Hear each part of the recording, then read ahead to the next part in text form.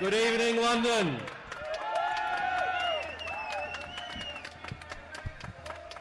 What a sight for sore eyes. People ask what gives me hope. Well, the answer is right here.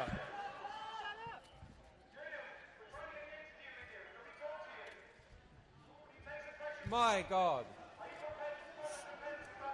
6 months ago, 185 days ago, I entered this building. It has become my home, my office, and my refuge. Thanks to the principled stance of the Ecuadorian government and the support of its people, I am safe in this embassy to speak to you. And every single day outside, for 185 days, people like you have watched over this embassy, come rain, hail, and shine. Every single day. I came here in summer. It is winter now. I have been sustained by your solidarity, and I'm grateful for the efforts of people all around the world supporting the work of WikiLeaks, supporting freedom of speech, freedom of the press, essential elements in any democracy. While my freedom is limited, at least I am still able to communicate this Christmas, unlike the 232 journalists who are in jail tonight. Unlike Gottfried Svaltholm in Sweden tonight. Unlike Jeremy Hammond in New York tonight. Unlike Nabil Rajab in Bahrain tonight. And unlike Bradley Manning, who turned 25 this week. A young man who has maintained his dignity after spending more than 10% of his life in jail without trial, some of that time in a cage, naked and without his glasses. And unlike so many others whose plights are linked to my own, I salute these brave men and women. And I salute journalists and publications that have covered what continues to happen to these people. And to journalists who continue publishing the truth in face of persecution, prosecution and threat, who take journalism and publishing seriously. Because it is from the revelation of truth that all else follows. Our buildings can only be as tall as their bricks are strong. Our civilization is only as strong as its ideas are true. When our buildings are erected by the corrupt, when their cement is cut with dirt, when pristine steel is replaced by scrap, our buildings are not safe to live in. And when our media is corrupt, when our academics are timid, when our history is filled with half-truths and lies, our civilization will never be just. It will never reach to the sky.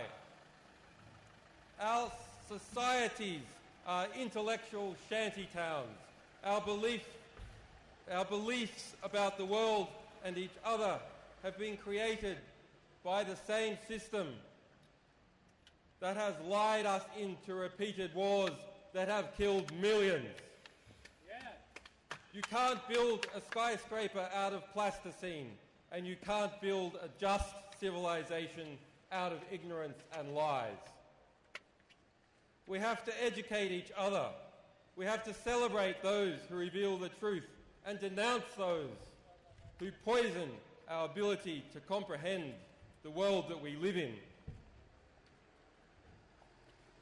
The quality of our discourse is the limit of our civilization.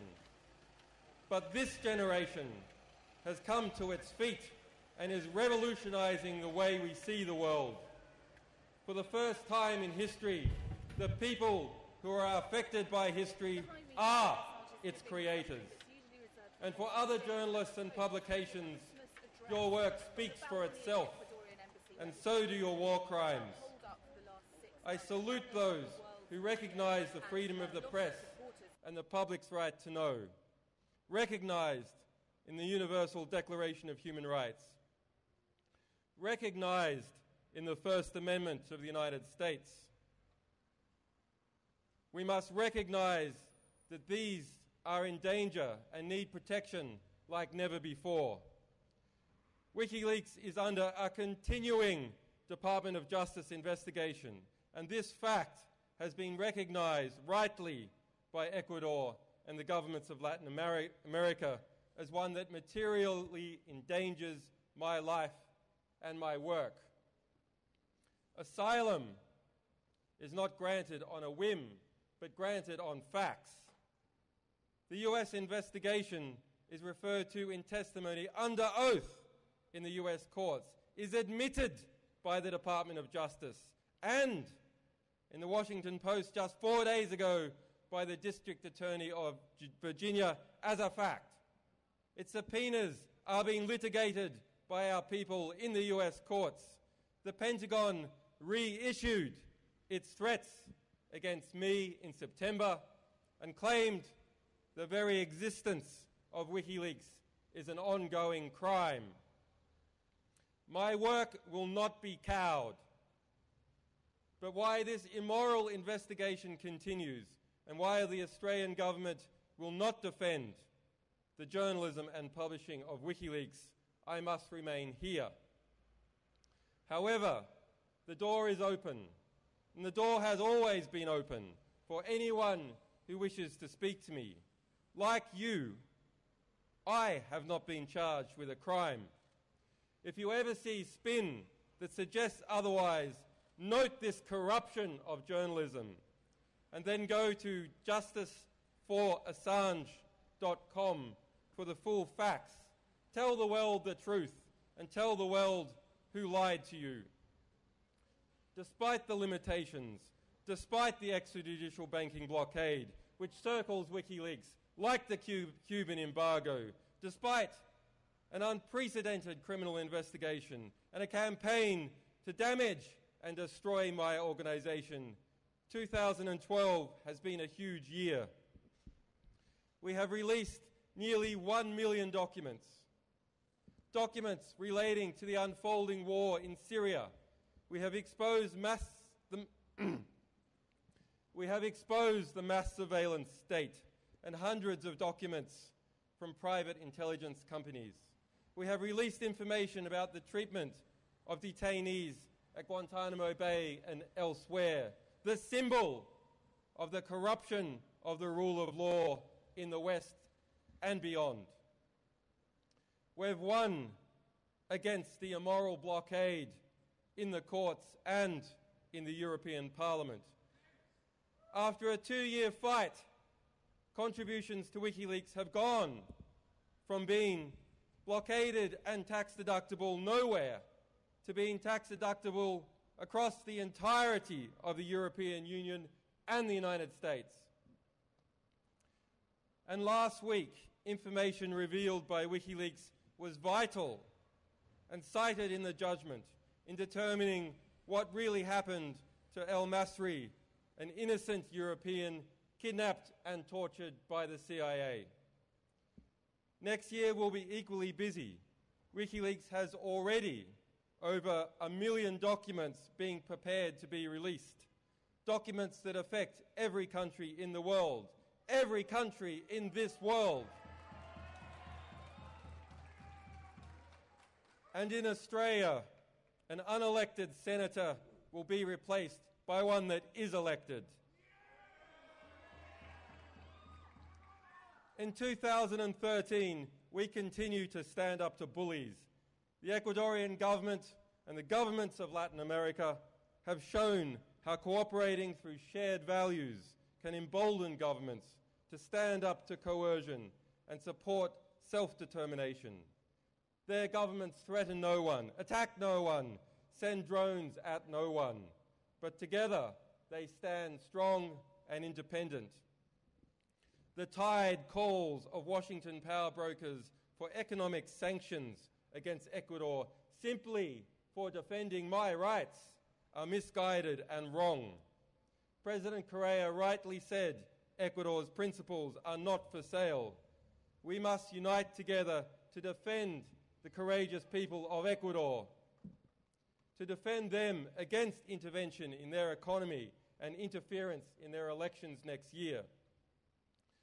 The power of people speaking up and resisting together terrifies corrupt and undemocratic power.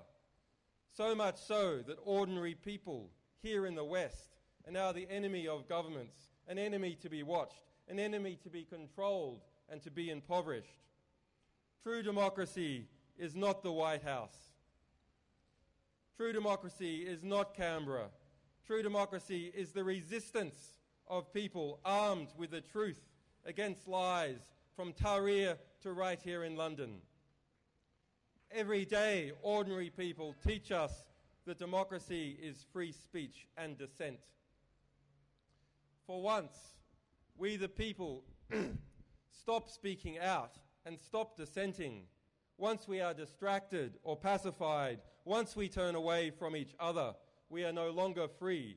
For true democracy is the sum of our resistance.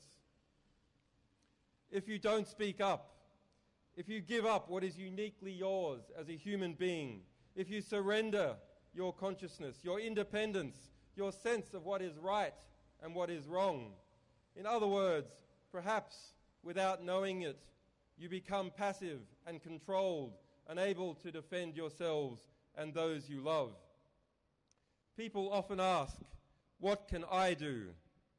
The answer is not so difficult. Learn how the world works. Challenge the statements and intentions of those who seek to control us behind a facade of democracy and monarchy. Unite in common purpose and common principle to design, build, document, finance and defend.